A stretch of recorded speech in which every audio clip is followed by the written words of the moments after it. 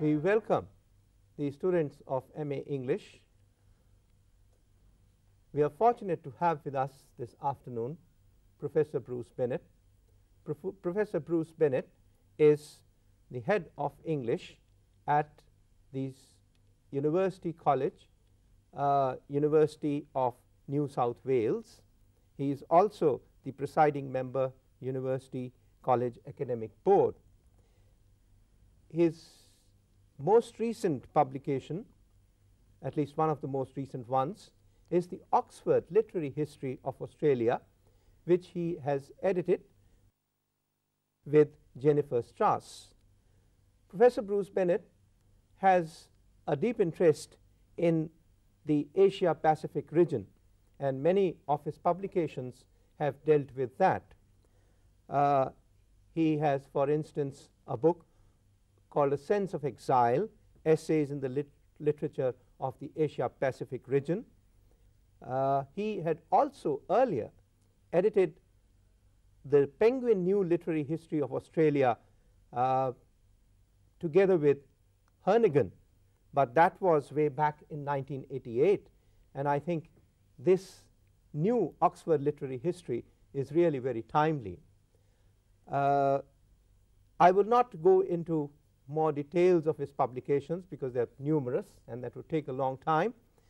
So we will go on now to have a discussion on the colonial history to begin with,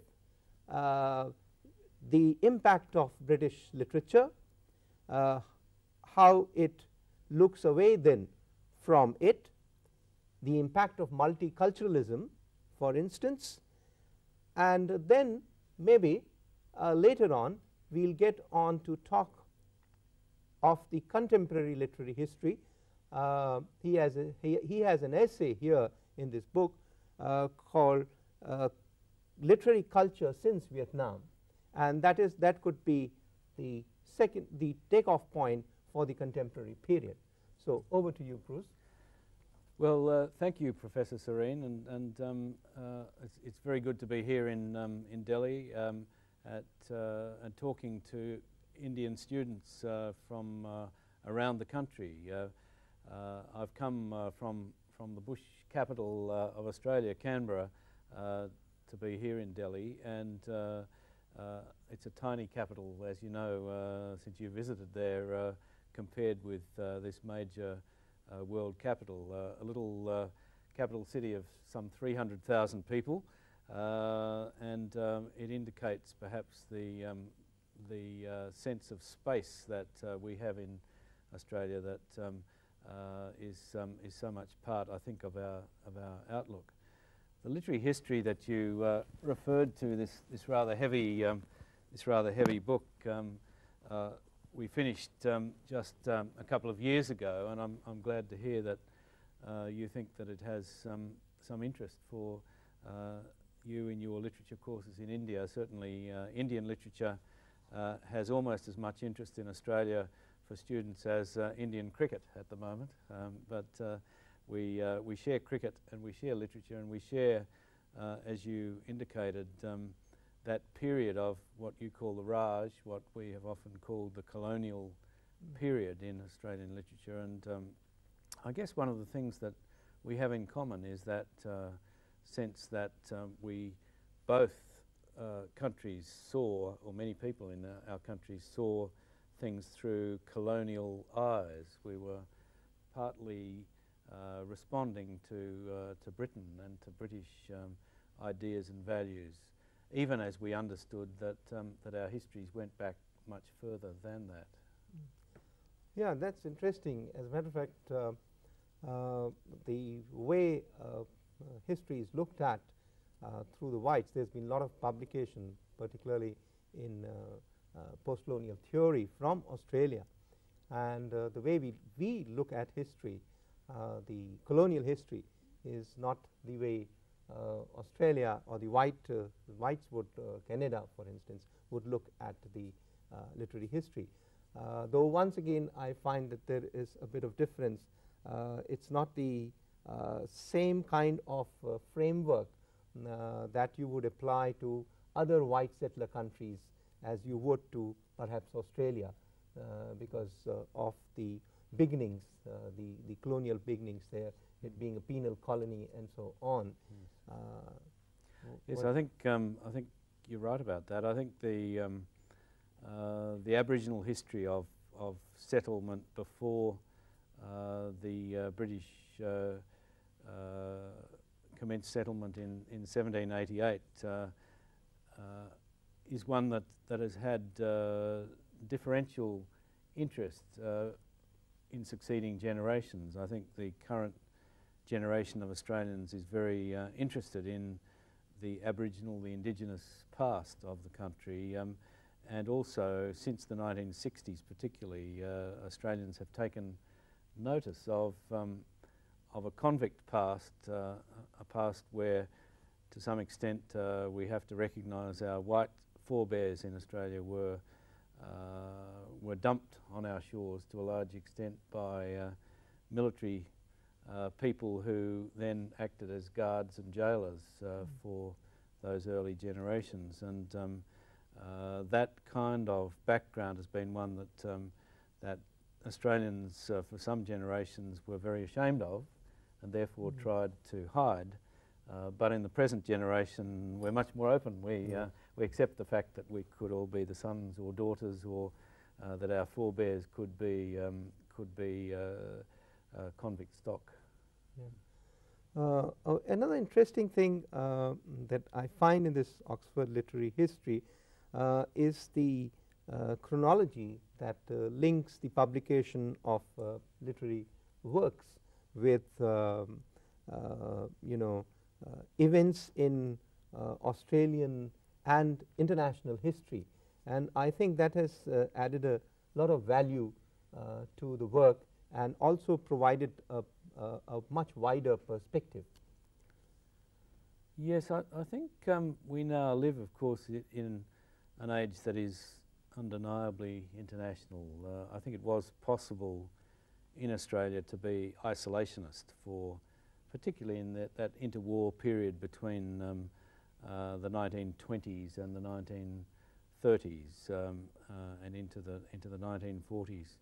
I think in the present age, with the internet, with television, with newspapers that cross the world, with publications being distributed internationally, makes us compare ourselves much more with other countries than we used to.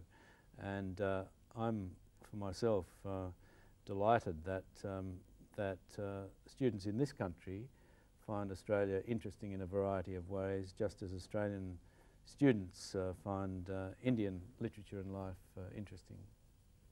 Yeah. This international dimension is a dimension that I think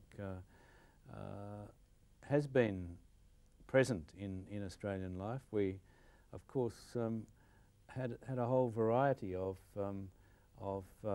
peoples, even in the earliest days. From in that convict period, the Irish were particularly influential, as well as those coming from England and Scotland and elsewhere. And there were, as the gold rush period commenced in the 1850s in Australia, there were Americans who poured in from California who weren't finding gold in California. There were Germans, there were Scandinavians, there were the most famous Australian writer of the 1890s, Henry Lawson, of course, had a Norwegian father. And these sorts of things were often forgotten, I think, this international dimension. And Australia is a migrant country to a large extent, except for the Indigenous Australians whom we too often forgot, or our forebears too often forgot in earlier periods. Yeah, that Aboriginal history is also an interesting part, and I was wondering if you would like to elaborate on the Mabo decision, which brought in a lot of change to the way history is looked at in Australia. Yes, this was a decision of the High Court of Australia handed down in 1992, which found that whereas the British colonialists had often described Australia as terra nullius, that is a country with no former, with an empty country, as it were, without, as it were, people who owned or had any custodianship over that land. The 1992 Mabo decision, named after Eddie Mabo, the Aboriginal Torres Strait Islander who brought the case initially, found that indeed there had been prior custodianship of Australia, and that the land rights, therefore, of Aboriginal people, which could be established as being continuous, were to be respected. And that has had a very considerable influence on Australian attitudes to Aboriginal people, and I think to the land.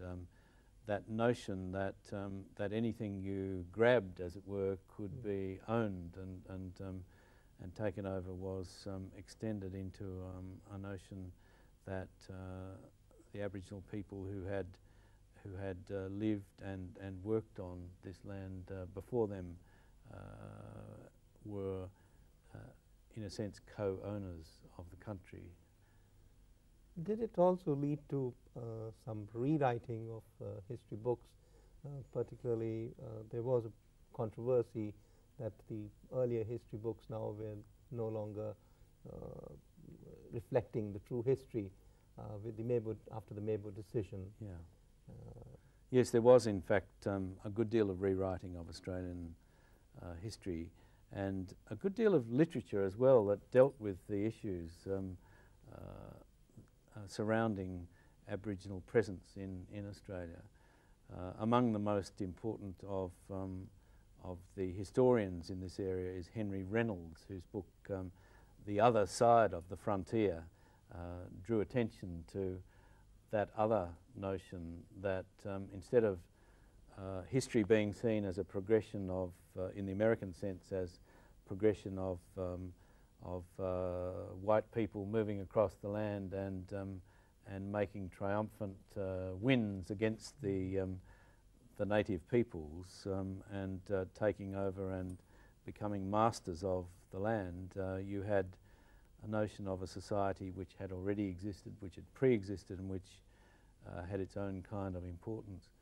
And a novelist like Thomas Keneally, with his novel The Chant of Jimmy Blacksmith, is one that shows how Aboriginal resentment could build up against the notion of white control and could erupt in violence, because the myth had been propagated that the Aboriginal people were entirely passive and were accepting of the white dominance, whereas Thomas Keneally's novel showed that there was in fact resistance as well as reconciliation. Yeah, as a matter of fact, I would think that it makes very interesting reading to look at Keneally's The Chant of Jimmy Blacksmith, and then to look at Medruru's The Wildcat Falling. Yes. They make a good comparison of two different perspectives. Yes. Colin Johnson, who reverted to an Aboriginal name, Madruru, was a prisoner in Fremantle Jail in Western Australia when he came out for stealing vehicles, I think. And when he came out of jail, he wrote this novel, Wildcat Falling, which showed, in a sense, the fall of Wildcat, the wildcat figure, the wild person whom he presented himself in that novel as being. And yes, I think that kind of fiction, and that's a 1965 novel, Wildcat Falling, is one that's awakened an interest in, as it were, racial matters in Australia, an interest which any reading of Indian literature would also make interesting. Another thing I thought could be interesting for our students is regarding poetry. You know, in Indian poetry, you would not find anywhere, Indian poetry written in English, any poetry that would sort of talk derisively of the queen or the crown and so on.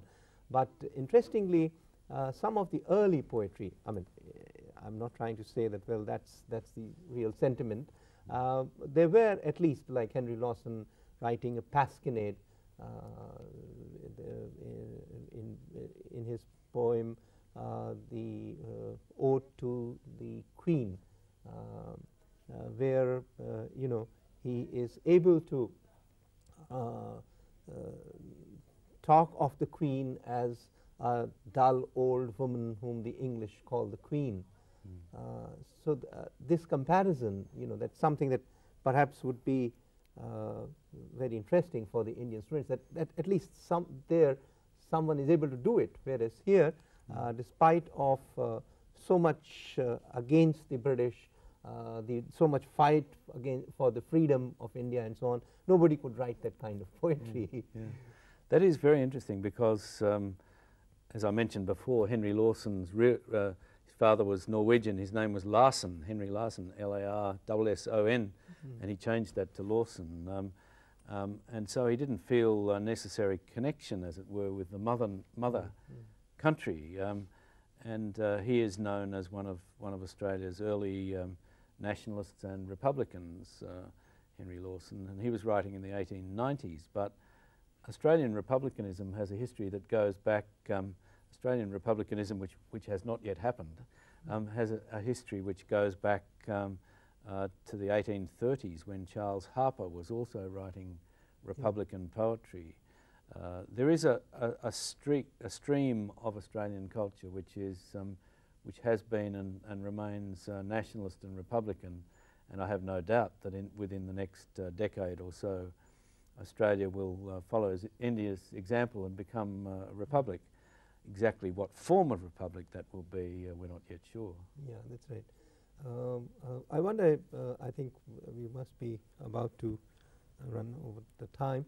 I wonder if there are any significant things that you would, any other significant things that you'd like to mention about this early Australian literary history, the settler period, as it is called. I think there is one other thing that we haven't yet spoken about, and that is that that it was a very masculine culture. One of the chapters in the Oxford Literary History of Australia is called National Dress or National Trousers, ? And there is a sense in which that early pioneer society of men working on the land excluded women, although women in their own way took over moral guardianship roles, which I think gave them a different sort of role in Australia.